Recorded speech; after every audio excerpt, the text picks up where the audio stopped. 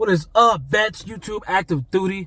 Today's banger is going to be on secondary conditions you can file to PTSD. Let's get into the slide deck. Ha! So, starting off, we got sleep apnea secondary to PTSD. Yeah, it is possible to get. It is difficult, however, not impossible. Some of the key elements you need.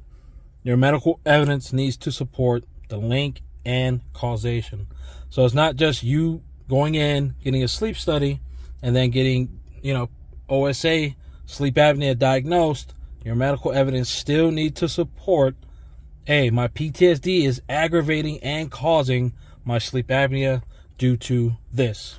Not necessarily you, that's what you're saying, but this is what your doctors and your medical evidence is going to say. So I say, hey, if you have PTSD, granted, service connected already, and you're trying to seek sleep apnea, get your PTSD or your therapist to write you a letter in support of it's more than likely that this vet's sleep apnea is caused by his PTSD, as well as get that sleep doctor to do the same thing.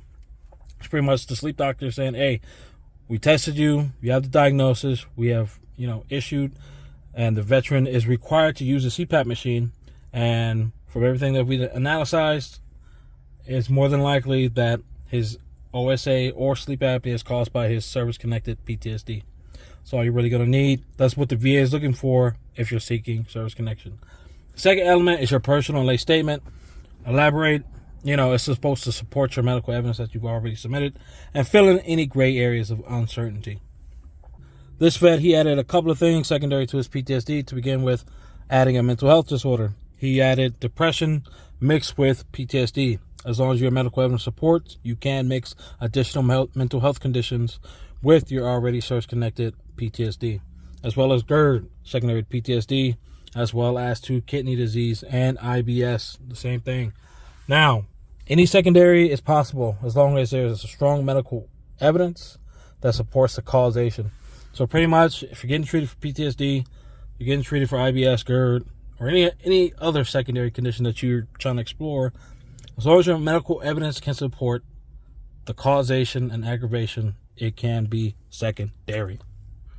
Going to this next one, I've always said migraines is a good secondary to any service-connected disability. However, this vet, he claimed GERD as well as migraine, tension headache secondary to PTSD. Pretty much, I'm sure he went in and he was like, hey, whenever I'm having episodes or issues with my PTSD, I'm getting, migraines. The medication can be causing migraines as well as GERD.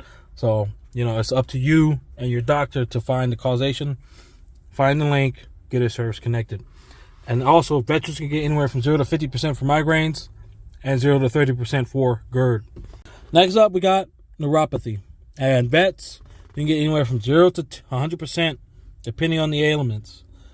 You can look this up in the CFR 38, and there's different main categories that neuropathy ties with, depending on, which disability and ailments. So, looking at CFR 38, it is definitely possible. You could as well have it in both legs.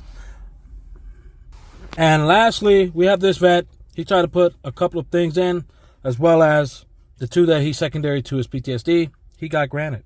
So let's look at it. He got another sleep apnea and a new one, restless leg syndrome. Like I said, vets, as long as your medical evidence can support, meaning going to the doctor, complain, evaluate your symptomology and the issues that you're having and see how it correlates to disabilities that are in the CFR 38, as well as some that are common known secondaries to the already service-connected disability that you already have. We can't take note of the upper portion of this order, where the vet, he tried to, throw a couple of things at the wall, see if it sticked, but obviously they didn't stick because his medical evidence was lack of, or it was just plain shitty. So going from there, most of these vets can get. We saw with neuropathy, the previous vet, he got it supported. That, he must have had some good, strong medical evidence, as well as a personal statement, possible buddy statements as well. This vet, on the other hand, if you review the citation, the medical evidence wasn't strong. And you can look this up by either Googling that citation, or you can go to the BVA website and gain some more information on that. And with that being said, hey, vets active duty, YouTube fam, until next time, y'all know what to do. I ain't got to keep telling y'all. And let's get it. 100% 2023. Let's go.